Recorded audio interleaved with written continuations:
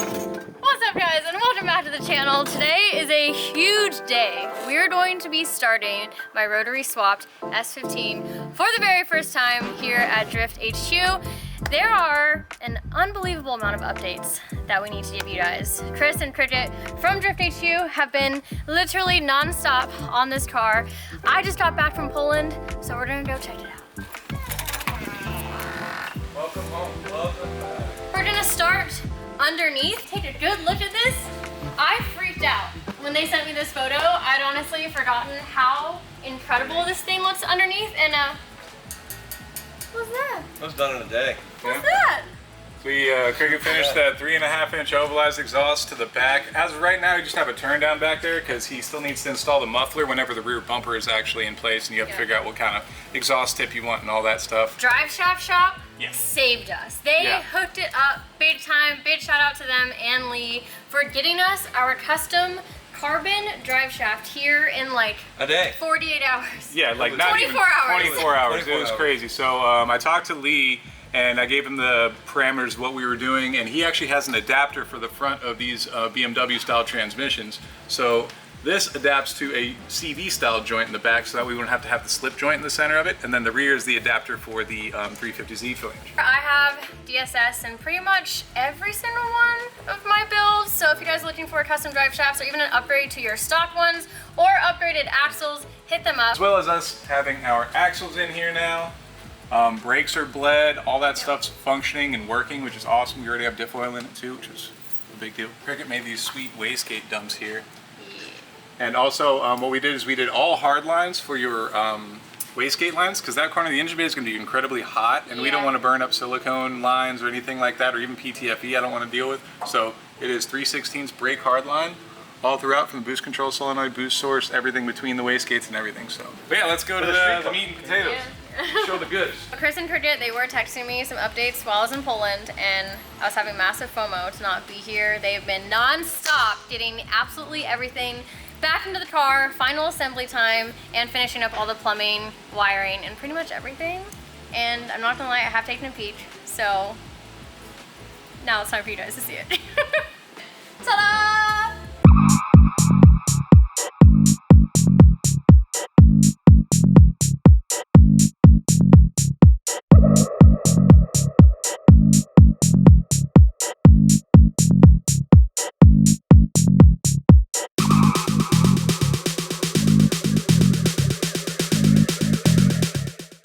Look how beautiful. What's crazy is that this is just not even its final form yet. We're gonna take our time and discuss as a group kind of where we wanna add powder coating and color, but they've already made it look so good. Got a little quick paint job on the upper quick and little lower. paint job since we didn't And I know don't what want to toot our own horn or anything, but we managed to not scratch this engine bay at all Much during all the appreciated. installation. Take that off of there right now before. Alright, now finish the sentence. We managed to not scratch any of the engine bay. Again, this is a big learning curve for us. We know nothing about rotaries, so Mike Vargas has been a huge helping hand. I'm sure he's tired of my phone calls. I'm sorry, buddy. Thanks, I Mike. really appreciate everything that you did for us. So in terms of like setting our shaft position sensor, how to route my oil lines from the cooler, where the oil inlets and outlets are, just general information about assembly, things I had to block off. Like, he's been our little shimmer of hope in How to figuring out find how to top put dead this stuff. center on a round motor. Yeah, apparently, fun fact, rotaries have TDC. Don't know how, but there is some kind of top dead center for a rotary. So we figured that out too, because we have a different pulley on there. So that was a whole process, but we're here. Chris and Cricket are now officially Rotary experts. Honestly, you guys have done such a killer job. I am so happy with how everything is coming together. It already looks incredible. And this was a fast assembly, so thank you guys for making it happen. I mean, what, full assembly in a week and a half? We might as well do it by hours instead, so it's more like we're on 70 hours. Yeah, 70 hours from when she brought us a bare painted shell. Yeah. That's like brake lines, fuel lines, finishing all the wiring, engine assembly, and all that stuff. Our downpipe fit. We didn't know if that was Yeah. a fit beforehand, but Cricket managed to make it happen, which is huge. I gave it all the room it could possibly have, and it still is pretty tight. Yeah, we're probably gonna have to make some kind of heat shield for that for the long term of things, but as of right now, it will be working. Vibrant performance. All the water lines, all the AN lines, all the PTFE lines, intercooler piping, our wastegates piping, our downpipe. everything was thanks to Vibrant. So shout out to them, big shout out. We'll see you guys in a couple days actually. Yeah. We're gonna go party with Vibrant on Thursday. Vibrant has been a big partner on this build, helping us make it happen, and it looks absolutely beautiful. I love the water lines. Fuel lines look beautiful too. Even these little Good job, retainers that hold the guys. lines here, that's all from Vibrant. Beautiful. And with this regulator, Chris was able to route fueling to each rail individually. These are the custom fuel rails from OMD Parts that have the fitting just built into the rail, which is cool. It means we need one less actual fitting to put onto the rail itself. We got DW injectors in there. When I say that Chris and Tridget are rotary experts, they now know all the sensors, where they go, all the block off areas, where oil might come out. I know the thread pitch of like every damn hole on this motor now too, unfortunately, so. You realize there's a lot more shit to block off on this than there is a normal motor. I just came back from Poland, and look who's over there. Bartek is here from HTG. Hey, hello. He's going to be making the engine communicate with the transmission and our DCT work. So as wild as a 13B swapped S15 is, we just wanted to be even more extra, and we have a 13B DCT swap. We're going to be using the HTG controller, and Bartek is going to get that set up and working for us. Automatics with clutch pedals. Let's do it. Oh, Yeah, did you see your clutch pedal? we have Your clutch our pedal fake on it. clutch pedal has been installed. What is that pedal actually It's a from? 350Z gas pedal. Yeah. There's two 350Z gas pedals in there actually. That's as close as you can get it to the to the brake pedal.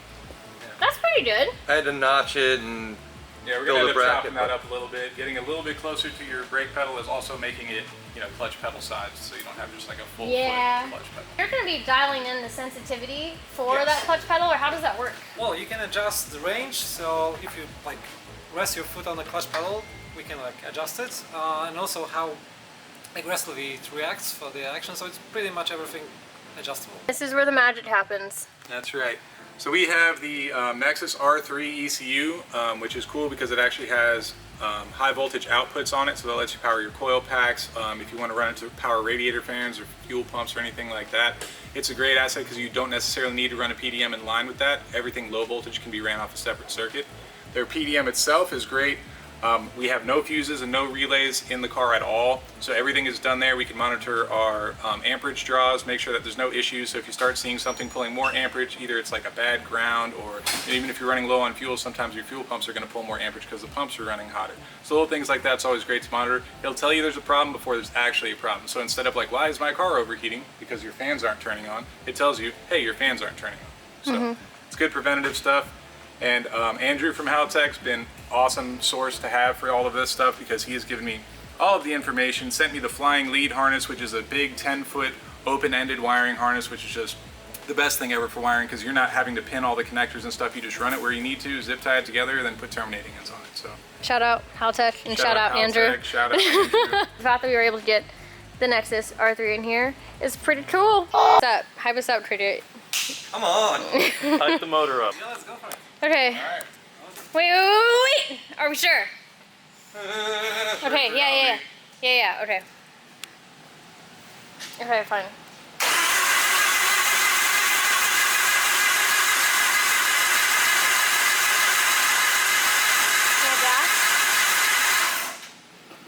Try to give it a little bit of throttle, maybe? Little gas, little gas. Pulse. This is still pulsing, right?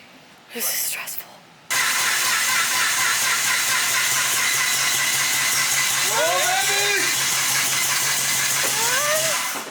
Oh, so close. It wants to. It wants She to. wants it. She's right there. Tina wants it. Just being a little tease. Come on. Blue, and then the other wire is red. There is no 12 volts on the stage 1, rotor 1. Says I got 12 volts here.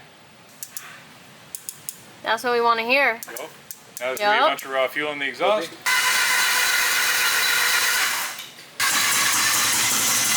Oh, it's so close. It did a thing. Okay. Vibrant actually makes Rotor 1 lead.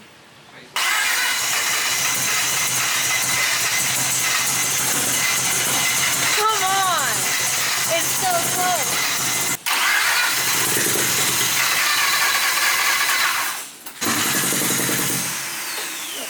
Well, come on. Why? Do the thing.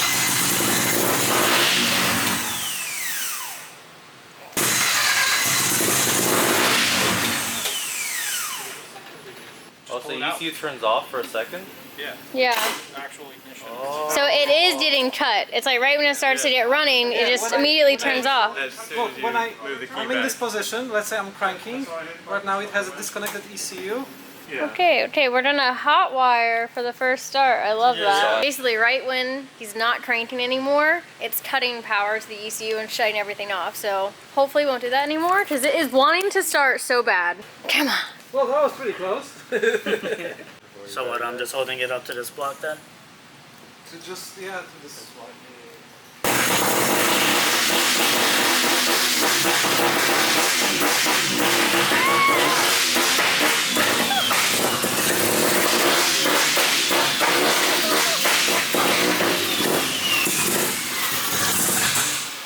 That was it! Alright, it's the next day. Technically, yes, we got the car started. We ran into an issue where once the car was actually started, then it wouldn't stay running, and we had a bunch of codes that we need to try and figure out. So, it's the next day. We called up Mike Vargas, and we think we got it figured out. Stole Ziggy's wheels.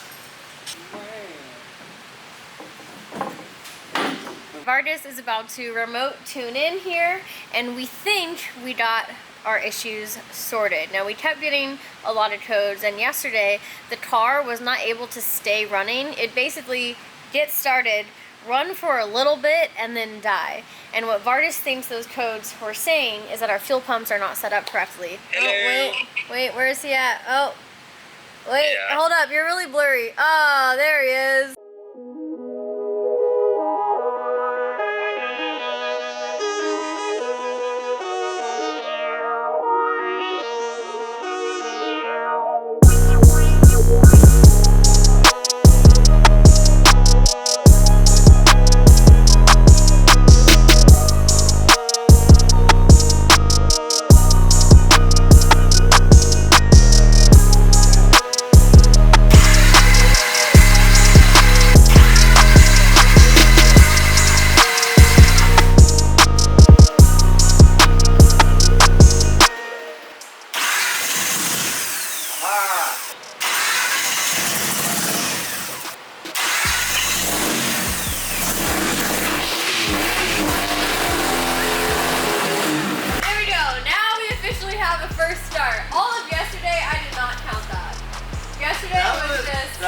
That shit was popping and banging and fighting back. Like,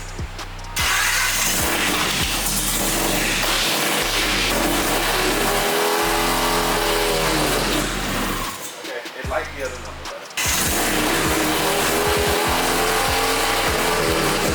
There we go. That's the number. Okay.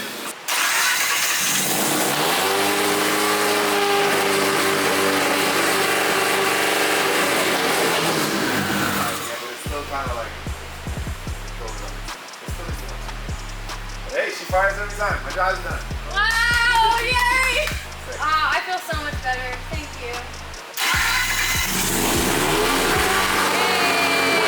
Yay! I turned back down the idle. Yeah. So. Dang, that's nice. How do you do it in Japan? Arigato gozaimasu. Well, thanks, Lee. He's made a quick pit stop on his way to Canada. Waiting on booth. it's 11 o'clock. What time you guys supposed to leave at? 6? When we get there, right? Lee stopped by to save the day, and now the Rotary officially starts. I didn't want to end the video with it starting like it did yesterday, because I still don't think that counts. That didn't count yesterday. We were figuring some things out, and now